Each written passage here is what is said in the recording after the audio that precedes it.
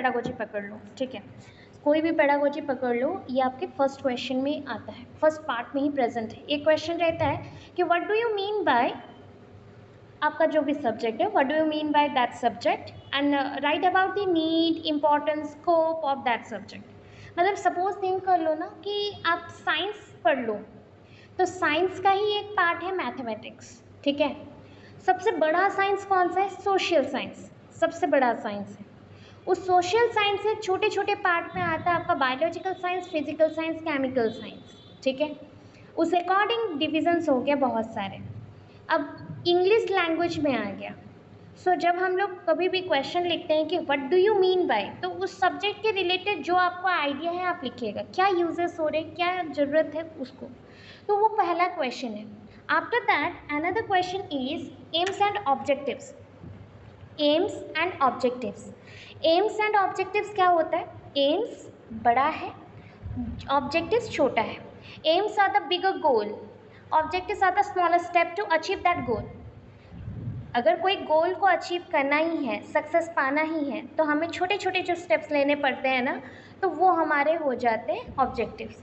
जो बड़ा चीज़ में हमने किया वो हमारे गोल्स हैं या एम्स हैं। So let's start today's topic, that is the aims and objectives, and this is from your first unit of every pedagogy. And commonly क्या लिखना होता है, सबके माइंड में डाउट आता है कि मैम क्या है। अगर नोटिस करोगे तो हर एक पेपर के पेडागोजी के सिलेक्टिव क्वेश्चंस में मैंने इस क्वेश्चन को डाला है। ये कैसा टॉपिक है? आइदर ये फर्स्ट क्वेश्चन के साथ ही लिखना रहता है, या फिर सेकंड क्वेश्चन में अगर एम्स एंड ऑब्जेक्टिव मेंशन करके हुए आता है, तब भी आपको इंट्रोडक्शन उस सब्जेक्ट का देने के बाद ही एम्स एंड ऑब्जेक्टिव्स लिखने पड़ते हैं। क्लियर? सो आ जाओ क्लास में। नमस्ते सारे बच्चों। अभी आ जाओ कि एम्स एंड ऑब्जेक्टिव्स के बारे में मेंशन करेंगे। तो पहले ना हम अपने कंटेंट में क्या क्या सिलेक्ट करते हैं वो देखो। ये ना बहुत पहले का बना हुआ है, ठीक है, बहुत पहले का बना हुआ था। मतलब हमारे जब भी इंग्लिश हम लोग पढ़ाते हैं, जब हम लोग सोचो कि ऐसा हुआ है कि हमारा जो टीचिंग प्रोसेस था वो ऑनलाइन में हुआ था ड्यू टू कोरोना पीरियड। तो उस पॉइंट पे ना हमें प्रेजेंटेशन देना बाउंड था। तो प्रेजेंटेशन भी जब देते हो, अगर सपोज़ बच्चे को आप कुछ सब्जेक्ट्स भी पढ़ाते हो, तो ऐसे पीडीएफ्स बनाने पड़ते हैं उन बच्चों के लिए, ठीक है, उन बच्चों के लिए रेडी करके रखना पड़ता है। तो वैसे ये कॉमन ऐसा टॉपिक है कि कोई भी अगर आप सपोज़ टीचिंग भी देने चाहते हैं, तो उससे पहले एम्स एंड ऑब्जेक्टिव्स उन बच्चों को बताओगे कि ये सब्जेक्ट पढ़ने से क्या मिलेगा, क्या एम उसका फुलफिल होगा, कौन से स्टेप्स उनके फुलफिल होंगे या ऑब्जेक्टिव्स उनका फुलफिल होगा। तो यहाँ पे मेरे कंटेंट में कितने पोर्शन आते हैं देखो। सिंपल अगर शॉर्ट क्वेश्चन आया तो introduction, meaning of AIIMS, meaning of objective, comparison chart, difference between AIIMS and objectives, conclusion if necessary देना है। इंट्रोडक्शन में देख लो क्या है, हम क्या करते हैं ना, you might have observe when very little kid, जब हम छोटे बच्चे थे ना, हमारा इच्छा क्या रहता था, हमारा गोल क्या रहता था कि हम ना डॉक्टर बनेंगे, हम एस्ट्रोनॉट बनेंगे, हम टीचर बनेंगे और सक्सेसफुल बिजनेसमैन और पर्सन बनेंगे। This are the aims of a person, इसी को बोलते हैं एम्स ऑफ ए पर्सन। किसी का लक्ष्य इसी को बोला जाता है, aims of a persons life which he और she want to achieve in the life time, जो वो या फिर मतलब लड़की हो या लड़का हो अपने लाइफ में पाना चाहते हैं। मैं भी पाना चाहती हूँ, आप भी पाना चाहते हो, अचीवमेंट रहता है। The word aim is often misconstructed और मिसकंस्ट्रुएट विद द ऑब्जेक्टिव। मतलब क्या हो गया, मिसकंस्ट्रक्टेड बोल सकते हो या मिसकन्फ्यूज हो जाना या मिक्सअप हो जाना, ऐसा वर्ड में है मिसकंस्ट्रुएट, ठीक है। किसके साथ मिक्सअप हो जा रहा है? ऑब्जेक्टिव के साथ। As they talk about what an individual और entity may want to achieve. Objective क्या बोलता है, एक पर्सन क्या पाना चाहता है, कैसे पाएगा, कैसे पाएगा, कौन से स्टेप्स को फॉलो करेगा तो उस चीज़ को पाएगा। गोल्स बोलता है कि एक इंसान सक्सेस होने के बाद कहाँ तक पहुँचना चाहता है, कौन सा उसका डिज़ायरेबल रिजल्ट है जो पाना चाहता है। So both are the desired result of the work performed by an individual. So both जो भी हम लोग पढ़ रहे हैं ना, ये डिज़ायर्ड जो रिजल्ट है, मतलब एक में छोटे छोटे स्टेप्स के थ्रू हम लोग क्लैरिफिकेशन कर रहे थे और एक में हमने बड़े स्टेप्स में किया। सो however they entail different concept, ये दो सेम हो सकते कुछ पॉइंट तक, फिर भी कंसेप्ट वाइज ये दोनों ही डिफरेंट है। क्या मीनिंग ऑफ एम देखो, पहले कंफ्यूज होते हो ना, इसलिए इतना डायग्राम दिया गया है। मीनिंग ऑफ एम में क्या है, एम एक जनरल स्टेटमेंट है, एम क्या होता है? एक जनरल स्टेटमेंट होता है, general statement written in broad terms, मतलब बड़े आकार में लिखा जाता है, ब्रॉडर टर्म्स में मेंशन होता है, broad terms explaining what is intended to achieve. ये एक्सप्लेन करता है कि हमें कैसे और किस वे से अचीव करना है जो हमारा डिज़ायर है। It is a overall purpose of an desired outcome. ये ओवरऑल पर्पस है कि हम डिज़ायर तक पहुंचना चाहते हैं, वहाँ तक हमें पहुंचना है, उस एंटिटी तक पहुंचना है, उस बॉडी तक पहुंचना है, उस पॉइंट तक पहुंचना है जो भी हमने एक्सपेक्ट किया है, और ये एंड में ही आएगा। Okay, then it has a long range perspective. इसका देखने का नज़रिया देखोगे तो ये बहुत बड़े आकार में दिखता है या बहुत फैला हुआ है। विच reflects a aspiration and ambition of the entity of an individual. ये क्या बताता है? ये शो करता है कि इंडिविजुअल्स का एम क्या है, इंडिविजुअल्स मतलब जो इंडिविजुअल पर्सन्स हैं उनके लक्ष्य क्या है या एम्बिशंस क्या है, उसको मेंशन करता है। Okay, next examples of aim. देखो डायग्रामेटिक ज़्यादा दिया गया स्पेसिंग के लिए, अच्छे से आप स्पेसिंग दे सकते हो। ट्राइंगल बनाया, 3 पॉइंट लिखा। फर्स्ट पॉइंट पे है to encourage the creative and critical thinking. Obvious है जो पर्सन अपने एम को फुलफिल करना चाहता है तो वो क्रिएटिव भी होगा एंड क्रिटिकल थिंकिंग भी रखता होगा। To develop the moral character and personal discipline का डेवलप करना। To prepare the student for the democracy के बेस पे रहेगा, डेमोक्रेटिक सिटीजनशिप, उनको डेमोक्रेटिक सिटीजनशिप बनाया गया। हमारे पास क्या है? हमारा एम ही है जो हमारा डेमोक्रेटिक सिटीजनशिप के लिए प्रिपेयर करता है, मोरल डेवलपमेंट करता है, पर्सनल डिसिप्लिन भी मेंटेन करवाता है, क्रिएटिव एंड क्रिटिकल थिंकिंग भी करता है। तो ये डायग्राम हमारे लिए बहुत इंपॉर्टेंट होता है। तो देखो कैसे डायग्रामेटिक बस प्रेजेंटेशन है, मतलब ये जितना भी चीज़ मैं दे रही हूँ तो आपको लिखना नहीं पड़ेगा, बस डायग्रामेटिक करते जाना इंटरेस्टिंग बनाने के लिए बीच बीच में, ठीक है। Characteristics of AIIMS. Characteristics of AIIMS क्या है? जेनरल है, ओवरऑल। अच्छा बताओ, अगर एम्स हमारा जेनरल है तो स्पेसिफिक कौन सा हो जाएगा? स्पेसिफिक कौन सा हो जाएगा? ऑब्जेक्टिव्स। ऑब्जेक्टिव्स हो जाएगा। ये ओवरऑल पर्पस में देखते हैं, ओवरऑली यूज़ करते हैं, तो उसको कैसे यूज़ करें? छोटे छोटे पार्ट में, पार्टली, पार्टली, ठीक है, पार्टली बोला जाता है या स्टेप वाइज बोल सकते हो। ये लॉन्ग रेंज के लिए है, वो क्या होगा? ये लॉन्ग रेंज के लिए हो, शॉर्ट रेंज के लिए होगा। अच्छा, no time bound, but objectives के लिए टाइम बाउंड होता है। आपके एम्स के लिए नो टाइम बाउंड। अभी देखो अपना एम जब तक फुलफिल नहीं होता, लाइफ का गोल जब तक फुलफिल नहीं होता, हम तब तक लगे रहते हैं पीछे उसके। सो कोई टाइम बाउंड है क्या कि इस साल नहीं हुआ तो अगले साल तुमको मतलब क्या करना है, मर जाना है या तुमको कुछ छोड़ देना है? ऐसा नहीं है। जब तक एज है, टाइम पीरियड है, क्राइटेरिया चल रहा है तो उसके बेसिस पे हम यूज़ कर सकते हैं। आफ्टर दैट अगर नहीं हुआ तो हम चेंज ही कर दें उस लाइन को, ठीक है, नेगेटिव में नहीं जाना है। So no time bound. End point results, obvious है एम या goal success achievement last moment पे ही मिलता है, मतलब जो आप बोलते हो ना कंक्लूजन पार्ट, तो लाइफ का कंक्लूजन पार्ट में ही जो है वो आपका रिजल्ट्स हैं, वही आपके एम्स हैं, ठीक है। नेक्स्ट देखो meaning of objectives. Meaning of objectives क्या है? After the aims are set the next step is to formulate objectives. जब हमने सेट कर लिया एम्स को, अभी हमें क्या बनाना है? जैसे होता है ना, मैथ्स पढ़ रहे हो, ठीक है, बच्चों को मैथ्स पढ़ा रहे हैं। So student, today we are discuss about different type of operations just like the additions, multiplication, subtractions and divisions. मैंने ये हमारा एम बताया, गोल बताया। आफ्टर दैट मैं बच्चों को बोलूँ, so when we start our addition that means we add something, हम जोड़ते हैं। तो जोड़ते हैं मतलब वो एक पार्ट हो गया, मैथ्स का एक छोटा सा पार्ट हो गया, तो जोड़ना, तो दैट जोड़ना is your objective. First addition हो गया, then subtraction another objectives, multiplication another objectives, division another objectives.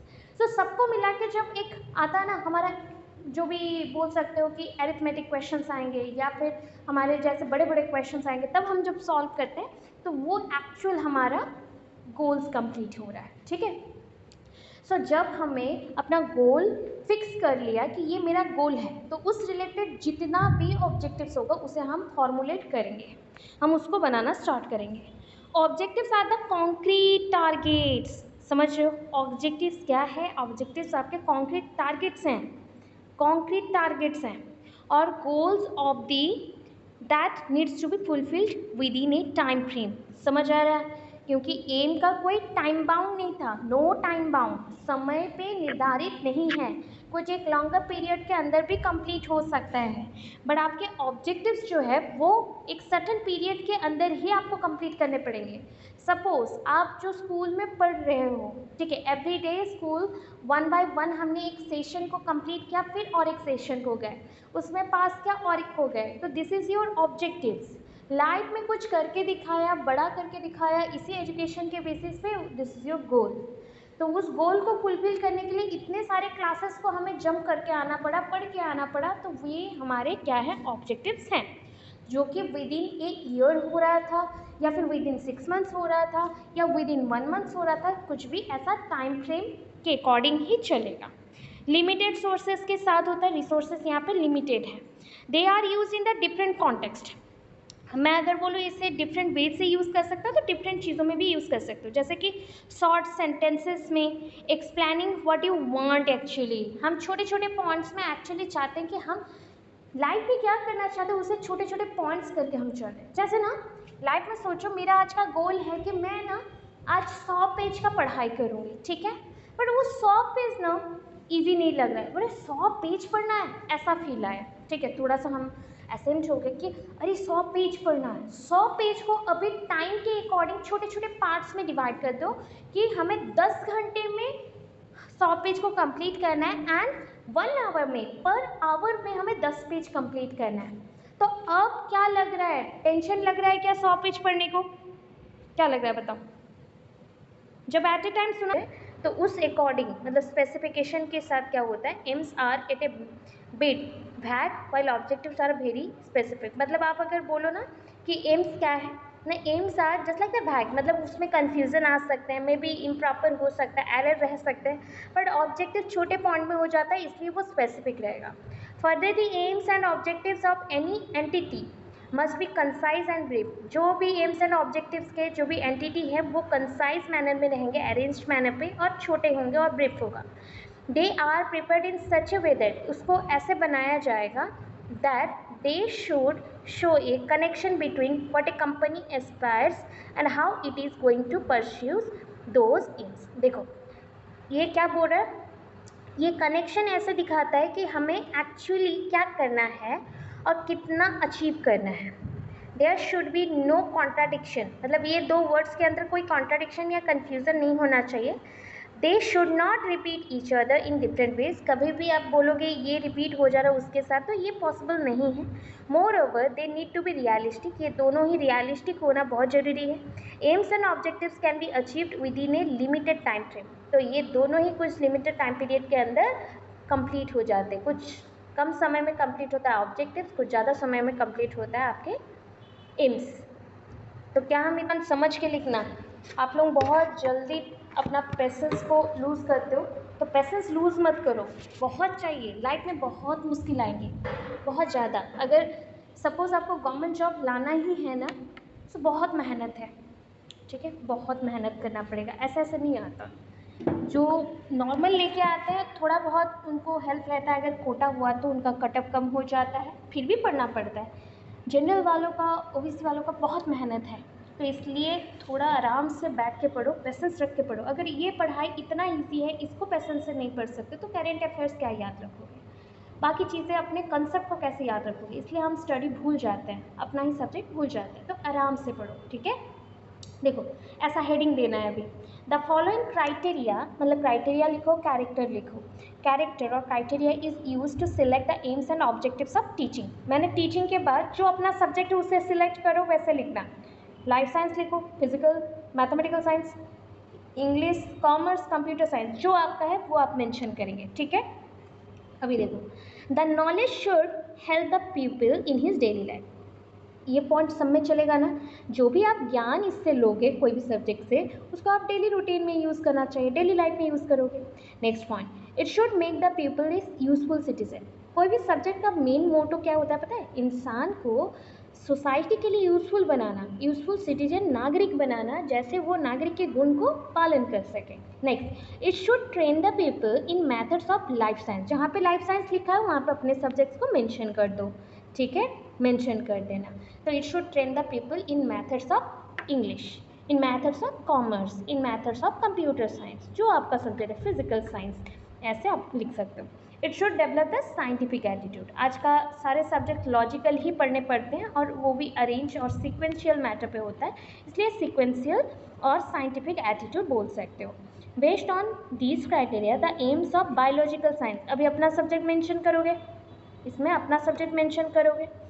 Teaching are formulated, अभी चलो एम्स ऑफ टीचिंग लिखा गया ना, AIIMS of teaching biological science छोड़ देना, जो आपका सब्जेक्ट है उसको आप मेंशन करना। मतलब मैंने ना इतना एम्स एंड ऑब्जेक्टिव्स पढ़ा, सारे बुक का पढ़ लिया, सेम सेम तो सब है लगभग, बट सबसे इजी और छोटे छोटे पार्ट में ना यहाँ पे दिया गया है। तो जो इजी होता है ना मैं आपको वही प्रोवाइड करती हूँ, क्योंकि देखो एक बार याद रखोगे रह जाएगा माइंड में, ठीक है। सो मेन ऑब्जेक्टिव्स देखो क्या है, मेन एम क्या है, टीचिंग बायोलॉजिकल साइंस बोला, अपना सब्जेक्ट लिखोगे, ठीक है, अपना सब्जेक्ट का लिखोगे, biological science, physical science, computer science, mathematics, history, geography, English, Hindi, Sanskrit, जो अपना है।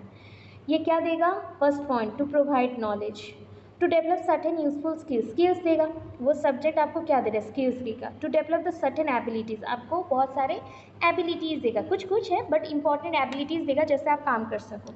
To develop the scientific attitude, scientific attitude भी डेवलप हो रहा है, जैसे आप इन्वेस्टिगेट और लॉजिकली उस चीज़ों को समझो। To give training in scientific method, scientific method का मतलब नहीं है कि सिर्फ साइंस में ही यूज़ होगा, अरे inductive deductive method, problem solving method अपने सब्जेक्ट्स में भी यूज़ करते हो, लिटरेचर में भी यूज़ होता है, और हर एक सब्जेक्ट में साइंस का यूज़ होता है। अगर नहीं होगा तो इन्वेस्टिगेशन कहाँ से होगा, इसलिए साइंटिफिक एटीट्यूड आप सब में लिख सकते हो, साइंटिफिक मैथड आप सब में लिख सकते हो, ठीक है। To develop the certain useful habits, आपके अंदर यूजफुल हैबिट्स का डेवलपमेंट करना। To create interest in the subject, आपके अंदर सब्जेक्ट से रिलेटेड इंटरेस्ट को क्रिएट करना। To develop the ability to appreciate the contribution of science in all fields of knowledge, यहाँ पे साइंस की जगह पे अपने सब्जेक्ट्स का आपको मेंशन करना है। जिनका साइंस है तो वो सारे साइंस में तो ऐसे ही नॉर्मली लिखेंगे। देखो क्या होता है, एक क्वेश्चन और भी रहता है कि आपका सब्जेक्ट कौन से सब्जेक्ट के साथ रिलेटेड है। दैट मीन्स क्या है, आपका सब्जेक्ट ऐसा बनाया गया है कि हर एक चीज़ में वो हर एक फील्ड में आपका कंट्रीब्यूशन रह सके, तो वही एबिलिटी यहाँ पे हम डेवलप करें, फील्ड ऑफ नॉलेज में कंट्रीब्यूशन सबका रहता है। To provide work for leisure, खाली समय में बैठ के आपको कुछ काम नहीं मिल रहा है ना, तब के लिए ये काम आपको देता है। To train for better living, आपको तैयार करता है अच्छे जीवन के लिए। To prepare them for vocational and specialization, specialization मतलब स्पेशल वे से आगे बढ़ना, वोकेशन स्किलफुल बनाना, ये दोनों के लिए इम्पॉर्टेंट है। To prepare student to be competent citizen of the society, आपको एक अच्छा सिटीजन बना रहा है सोसाइटी का। एक्सप्लेन बिल्कुल नहीं करना है, यहाँ पे एक्सप्लेन जो पॉइंट किया गया है एक्सप्लेन बिल्कुल नहीं करना है। अब अगर एक्सप्लेन करना चाहते हो तो थोड़ा थोड़ा दो लाइन करना, अभी मैं बता दूँ एक्सप्लेन करके तन अंदर नहीं पढ़ना पड़ेगा। टू प्रोवाइड नॉलेज, तो हम नॉलेज किस बेसिस पे दें, कोई भी टॉपिक है उस विषय पे हम नॉलेज देंगे, सिंपल टू कॉम्प्लेक्स वे में देंगे, ठीक है। चलो बुक में क्या लिखता है देखते हैं। क्या दिया, फंडामेंटल दे रहा है, fundamental principle and concept useful in the daily life, तो इंग्लिश का भी नॉलेज डेली लाइफ में यूज़ होगा, कॉमर्स भी, कंप्यूटर साइंस भी, हिस्ट्री, ज्योग्राफी, सारे सब्जेक्ट फिजिकल साइंस भी डेली लाइफ में यूज़ होगा। ये number of facts to understand the scientific literature, scientific के जगह पे अपना अपना सब्जेक्ट लिखो हो जाएगा। सो ये बहुत सारे फैक्ट्स बताता है जो कि आपके साइंस के साथ जुड़ा हुआ है, साइंस की जगह पे अपना सब्जेक्ट लिख देना, ठीक है। और पता है मतलब देखो एक चीज़ पता है, हर एक चीज़ में ना, लिविंग नॉन लिविंग हर एक चीज़ में हम बस थिंक करते थे कि सिर्फ बायोलॉजी में है, अगर फिजिक्स नहीं होता तो हमारे सराउंडिंग में कितनी चीज़ें और सराउंडिंग हमें हेल्प कैसे करता है, कैसे पता चलता है। अगर जियोग्राफी नहीं पढ़ते तो लोकेशन कितना इंपॉर्टेंट है, और स्क्वायर कैसे आता है, डॉट कैसे आता है, फ्लड कैसे होता है, तो कैसे पता चलेगा। तो ये सारी चीज़ों में हम सब इन्वॉल्व हैं, मतलब living non living plants animals सब इन्वॉल्व हैं, एंड उनका रिलेशनशिप इंटरडिपेंडेंसी एक दूसरे के ऊपर डिपेंड करना, ये नेचुरल फेनोमेनन है। Origin and evolution of life यहाँ से ही होता है। मतलब देखो हर एक सब्जेक्ट ना डे बाय डे चेंज हो रहा है, वो डे बाय डे का चेंजेस मतलब इवोल्यूशन हो रहा है, और हम आगे बढ़ते जा रहे हैं, ठीक है। ये दूसरे दूसरे ब्रांड से भी जुड़ा हुआ है। General rule of health and human body, ये हेल्थ एंड ह्यूमन बॉडी के लिए भी इंपॉर्टेंट है। To develop the certain useful skill, ये बच्चों में कौन से स्किल देता है, जैसे एक्सपीरियंस स्किल देता है हैंडल करने के लिए चीज़ों को। यहाँ पे एपरेटस, इंस्ट्रूमेंट एंड केमिकल्स लिखे हैं, तो आपके जितने भी साइंसेस पोर्शन हैं उसमें तो ये आ जाएगा। अगर आप how to handle the apparatus तक भी लिख देते हो तो सारे सब्जेक्ट्स में आ जाएगा। कंस्ट्रक्शन स्किल्स मतलब आप क्या बना सकते हो, जैसे कि हम एपरेटस बना सकते हैं, रिपेयरिंग कर सकते हैं, इम्प्रोवाइज कर सकते हैं, एडिटिंग कर सकते हैं, ये चीज़। ड्राइंग स्किल भी डेवलप हो रहा है। जब भी हम कुछ बनाते हैं उससे पहले हम क्या करते हैं, उसका फ्रेमवर्क बनाते हैं, चाहे वो चार्ट में हो या फिर ड्राइंग करके हो। प्रॉब्लम सॉल्विंग स्किल आपका डेवलप हो रहा है क्योंकि आप साइंटिफिक एटीट्यूड को कैरी कर रहे हो एंड आपको प्रोसेस बहुत अच्छा लगा है, तो वो आपको इंडक्टिव डिडक्टिव के थ्रू प्रॉब्लम सॉल्विंग में हेल्प करेगा। ऑब्जर्वेशन स्किल मतलब ये आपको समझा रहा है कि ऑब्जर्वेशन कितना क्लियर कट वे से करना चाहिए। यू आर ए कीन ऑब्जर्वर, बस इतना लिखना। टू डेवलप सर्टेन एबिलिटीज़, आपके अंदर क्या क्या एबिलिटीज़ को डेवलप कर रहा है, प्रॉब्लम को सेंस करने का। ऑब्वियस एक चीज़ हमें सबको जानना है, बहुत बच्चे ऐसे होते हैं ना प्रॉब्लम्स ही नहीं समझ पाते, तो प्रॉब्लम्स को समझना भी एक स्किल है, आपका एबिलिटी है। डिफाइन करना प्रॉब्लम को, उसके लिए डाटा ढूंढना, एनालाइज करना, जनरलाइज करना, प्रेडिक्ट करना, ऑर्गेनाइज करना, उसके बेसिस पे एग्जामिनेशन, फेयर्स और क्विजेस, मैगजीन्स में उसको निकालना, जहाँ पे साइंस लिखा है अपना सब्जेक्ट लिख दो। To discuss and express, participate in the science fair, the participate in the fair, to create new things, नया चीज़ बनाएंगे, इम्प्रोवाइज करेंगे सर्टेन थिंग्स को, इंस्ट्रूमेंट्स को, एट्सेट्रा।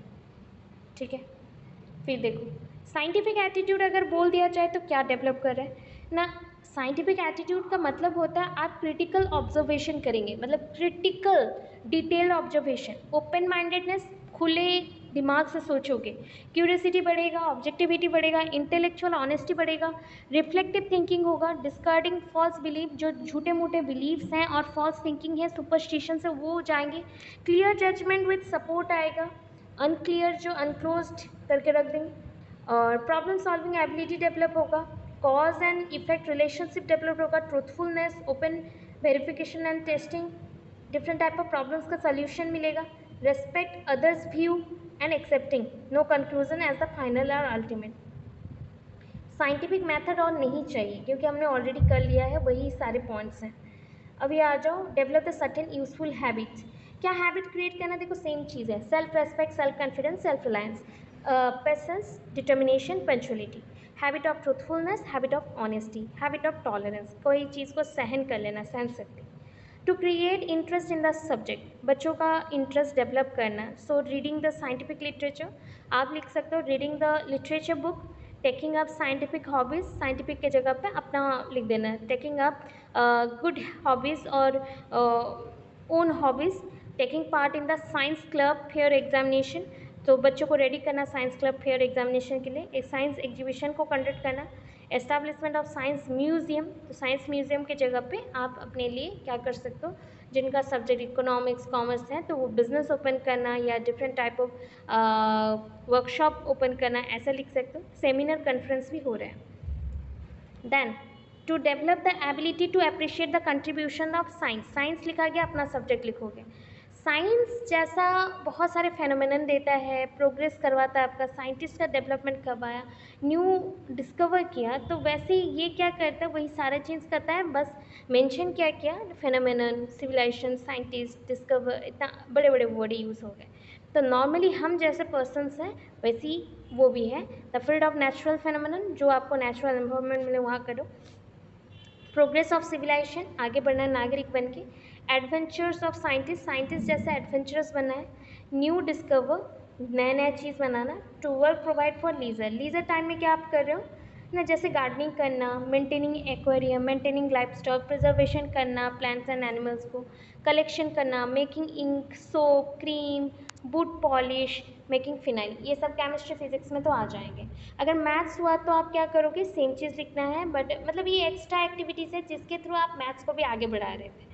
या फिर जैसे कि गार्डनिंग करते करते, गाना गाते करते गार्डनिंग करना है, तो कोई चीज़ अगर मतलब पर्सन को रिमेंबर नहीं है तो वैसे बार बार बोल के हम रिमेंबर करवा सकते हैं।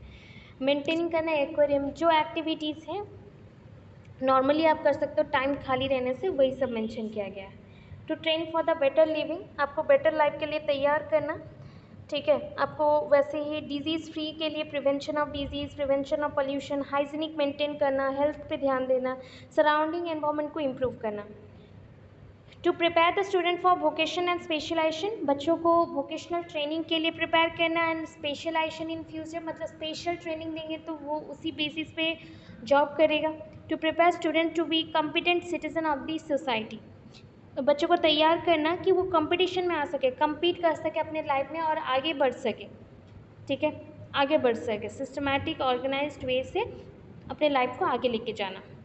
ठीक है, टीचिंग बायोलॉजिकल साइंस है। क्वेश्चन चेंज करते हैं, values of teaching economics, values of teaching mathematical science, values of teaching physical science, values of teaching English. So हम पहले बता रहे कि वैल्यू होता क्या है।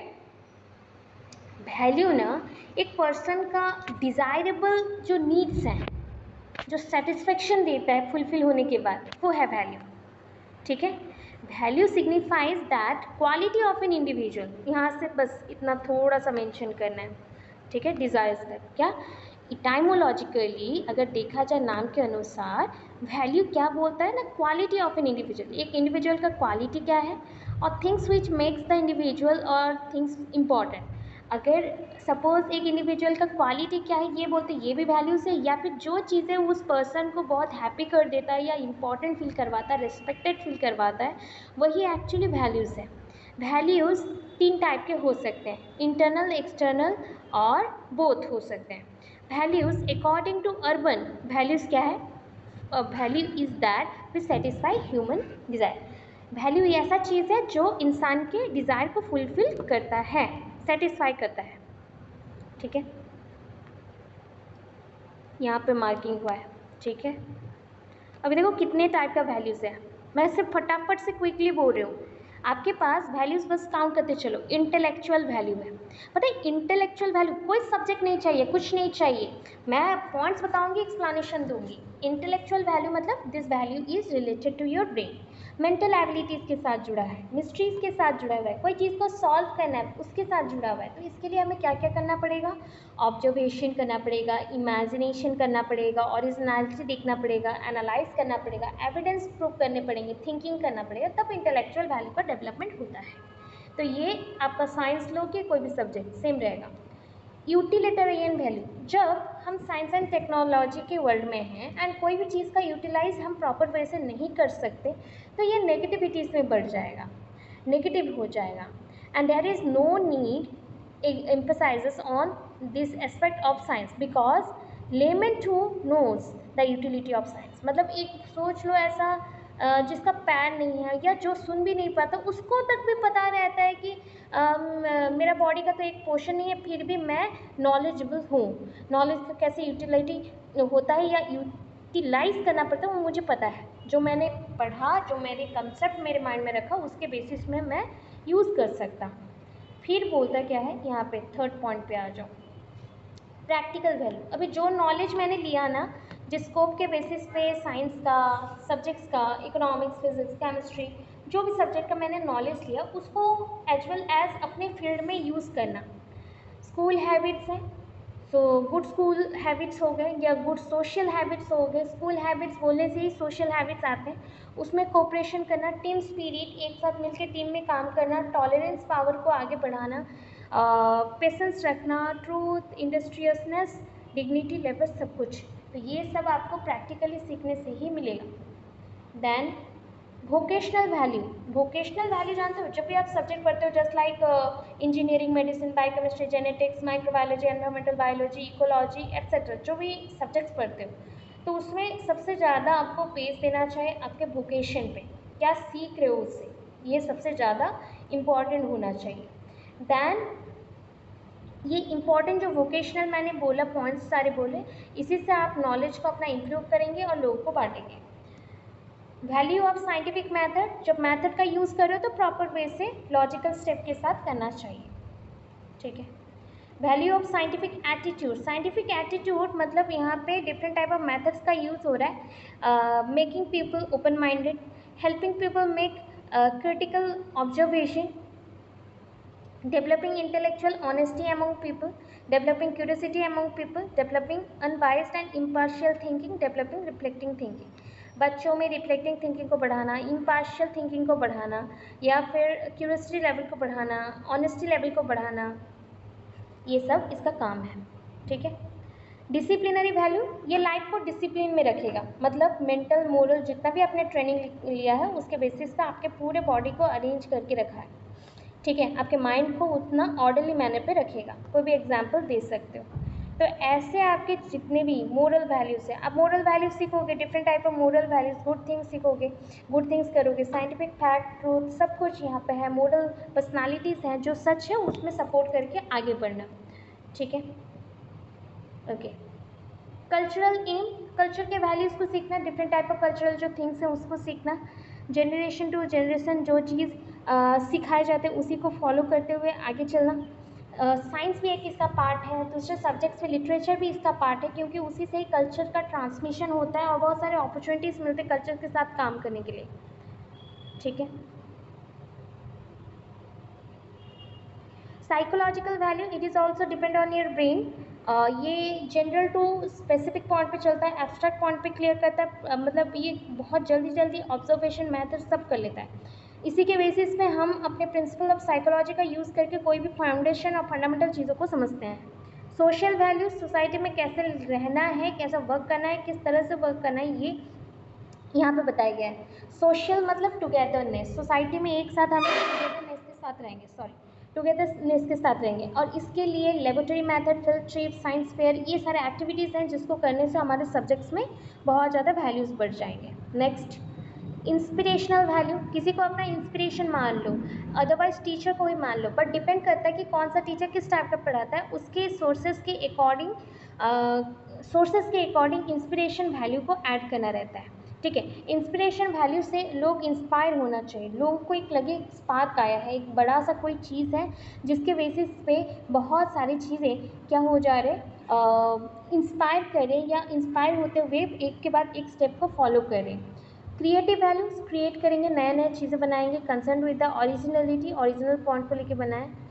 एस्थेटिक वैल्यूज़, एस्थेटिक वैल्यू मतलब आप जो सम्मान जिसको करते हो या जो चीज़ें आपको समझाती हैं कि ये सराउंडिंग भी जो भी बना है ना ये भगवान के द्वारा बनाया है, आइदर इसको ब्रह्मा जी ने बनाया है या फिर तीनों ने मिल के बनाया है। सो एस्थेटिक मतलब जो चीज़ों में सुंदरता प्रेजेंट है, जो स्पिरिचुअल पॉइंट्स भी ये सुंदर होते हैं, जो चीज़ें हैं वो भी सुंदर होते हैं, तो उस सुंदर को लेके क्या हो गया, एस्थेटिक वैल्यू निकलता है। ठीक है।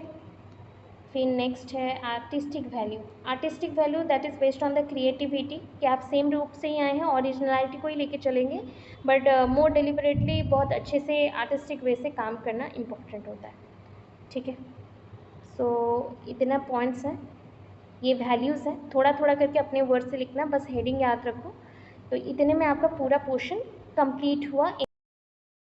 Thanks for watching my videos. Guys, please subscribe my channel and share with your friends and family.